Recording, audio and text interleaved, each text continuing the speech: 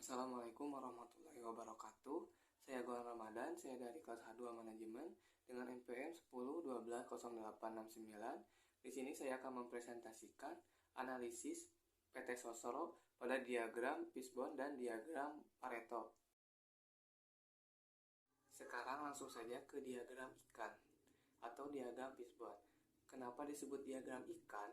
Karena bentuknya seperti ikan, yaitu pada kepala ditulis masalahnya, selanjutnya pada kepala ini dibuat tulang utama dan cabang-cabang tulang yang merupakan komponen-komponen masalahnya. Umumnya cabang tulang ditentukan 5, tetapi dapat juga lebih tergantung besar kecilnya permasalahan yang dikaji. Nah, tujuan dari diagram ini yaitu untuk memetakan sumber atau akar permasalahan di dalam proses yang menghasilkan produk jasa. Nah, yang kedua, untuk menemukan penyebab dominan di dalam proses pencapaian mutu produk jasa sehingga dapat dirumuskan solusinya.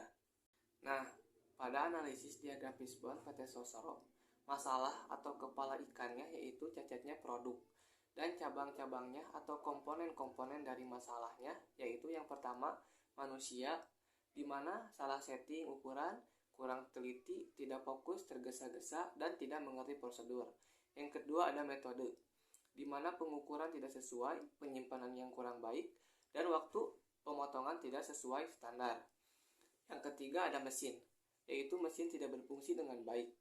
Yang terakhir ada material, di mana bahan-bahan materialnya yaitu kurang bagus. Nah, jadi sumber masalah atau akar permasalahan di dalam proses pada PT Sosro yaitu manusia, metode, material, dan mesin. Nah, penyebab dominan di dalam proses pencapaian pada PT Sosro adalah manusia. Nah, untuk solusinya sendiri yaitu memberikan pengarahan kepada karyawan agar teliti, fokus, dan hati-hati saat bekerja agar hal tersebut tidak terulang kembali. Baik, yang selanjutnya ada diagram Pareto. Kenapa disebut diagram Pareto? Karena ditemukan oleh ahli ekonomi Italia bernama Vilfredo Pareto di tahun 1897. Alat atau teknik ini sering juga disebut analisis Pareto. Beliau juga terkenal dengan kaidahnya 80/20, yang maknanya sebagian besar 80% masalah bersumber dari sebagian kecil, 20% dari seluruh varian sumber masalah. Adapun kegunaan dari diagram ini yaitu untuk menemukan penyebab utama dari suatu masalah yang menyebabkan kegagalan atau keberhasilan pencapaian mutu produk maupun jasa. Baik, yang selanjutnya mengidentifikasi penyebab utama sebagian besar atau 80% hasil analisis tulang ikan untuk masalah produk cacat pada PT Sosro dengan melakukan pendataan dan tabulasi dengan cara menghitung jumlah tulang yang ada pada setiap penyebab utama. Manusia, metode, mesin, dan material. Jumlah tulangan setiap penyebab utama ditabulasi sebagai berikut. Kategori penyebab utama yaitu manusia dengan frekuensi atau jumlah tulang 5, yang selanjutnya metode dengan jumlah frekuensi 3, dan yang selanjutnya ada mesin dan material dengan frekuensi masing-masing 1. Jadi jumlah total frekuensi atau jumlah tulang adalah 10. Cara menghitung rumus presentasi relatif adalah jumlah bagian dibagi jumlah total dikali 100. Jadi contohnya jumlah frekuensi manusia 5 dibagi 10 dikali 100 sama dengan 50%. Begitu pula cara menghitung presentasi relatif yang lainnya.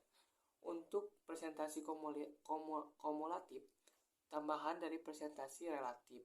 Contohnya untuk presentasi kumulatif metode, tambahan dari presentasi relatif manusia 50% dan presentasi relatif metode 30%, jadi 80%. Dari tabel presentasi kumulatif 80%, penyebab utama dari barang cacat di PT Sosro adalah manusia dan metode sebesar 80%. Dari kedua penyebab masalah ini, manusia adalah yang tertinggi yaitu 50% dan akar penyebab utamanya, sehingga penyebab utama inilah yang pertama kali harus diatasi.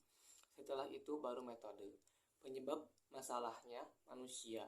Akar penyebabnya untuk para pegawai masing-masing adalah kurang teliti, tidak fokus, tergesa-gesa, dan tidak tahu prosedur.